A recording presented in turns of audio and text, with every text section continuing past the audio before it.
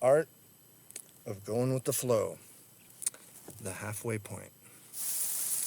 Having moved from spring's elemental sterility into the luscious fertility of summer's playing fields, we find ourselves in between, or at the cross-quarter to Vern's equinox and the upcoming solstice, as cyclically celebrated every year since time immemorial, on May 1st. The very culmination of a 9-day event, or pagan festival, as most righteously observed, when our venerable sun is at 15 degrees of Taurus. This hallowed period honors one's sacrifices and the newly found consciousness, wrought and brought into being by same, as exercised via one's most recent confrontations, wrangling and wrestling with the dark and shadowy sides of life, though not alone per se, for one's ancestors and the very spirits of nature herself were also holding vigil, standing alongside the every misstep of the way, whether sensed, ritualistically sought or not. Otherwise known as Beltane or May Day in Celtic and contemporary traditions, 'tis actually a much more archaic Viking Sabbat on the Old Norse path known as Viljakt or Wild Hunt, honoring Odin's self-imposed ordeal, hanging and howling from a limb of Yggdrasil, whipped by the merciless winds of time, dangling exposed to the elements above, in the gaping abyss for 9 harrowing days and nights, in order to fetch us the mighty knowledge and magical powers so eloquently contained within the Elder Firthark's meaningful staves. Whereas Ostara, aka Easter to usurpers, represents the arrival of light and enlightenment, this here bi-week from 4/29 to 5/14 is about what can be grown from its warmth, as seen and shown sprouting from that which hath been planted and sown in mind, body, and spirit, presenting itself to thine open enjoyment or wide-eyed surprise. See? Demonstrating what shall, should, and can grow for the rest of this here calendarized lunar year, precisely when it's most essential and integrally vital for one to connect with those very elements, forces, and systems of support currently within thy reach, for tentative time being, to get and keep thee going and humming along, while serendipitously alluding to currents. This just so happens to be a and or the time when one can most readily and naturally go with the elemental flow, all of them no less. Earth, air, fire, water, and ether. For such is the strength and nature of this period's annual and natal stave, LAGUS. And by can, what's meant is could, that is, if you want to, since it's solely up to you to recognize, decide, invite, and allow what help there is to be found sailing in the current moment or present stream of available opportunities in disguise to further thy endeavors and thereby bring one's dreams to true fruition. Or to succinctly put it, as a fond old Danish proverb conveniently goes, mange hænder gør let arbejde, that is, many hands make light work. And if one cannot slow down enough to go with the prevailing current or flow, let alone notice or even realize there is one, well, then there might as well not be a flow at all.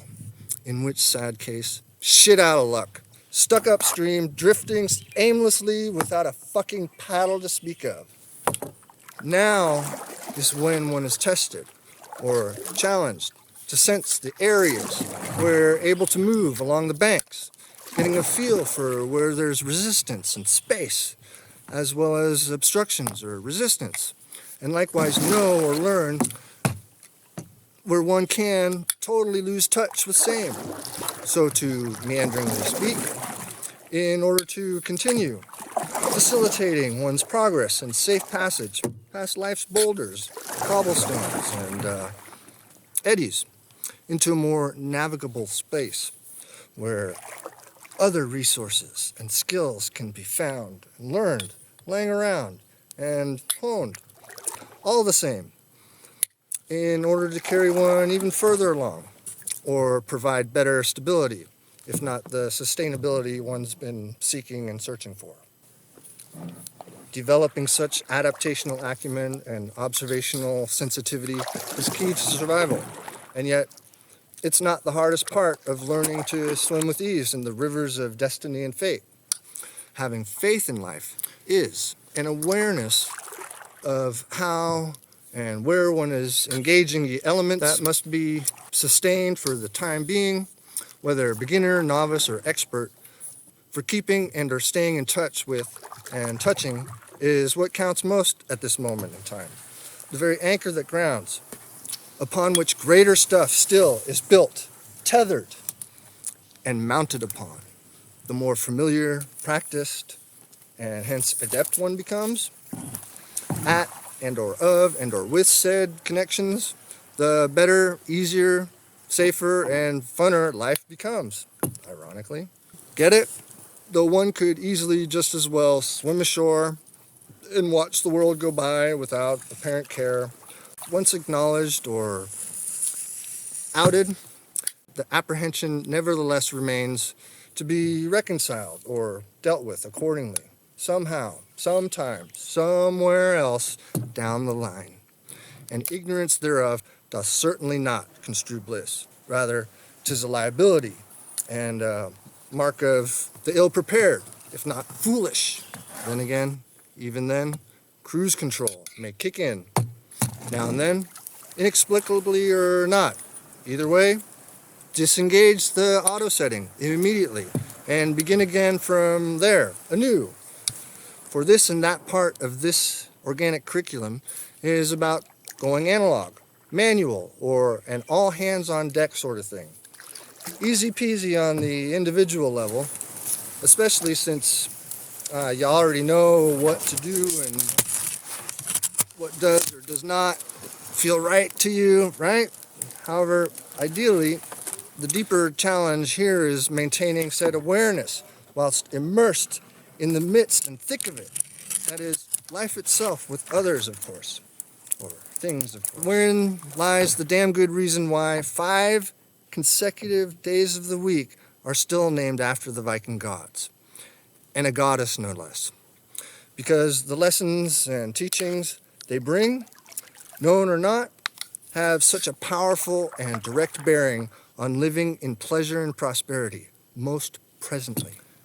In a nutshell, spring is indicative of what, come what may grow during the summer season ahead, as synchronized and synergized by none other than dearly beloved Mother Nature's inherent life forces themselves, while that which will foster given growth and development is aptly symbolized by the appropriately feminine, intuitive, and, yea, watery stave known as LAGUS.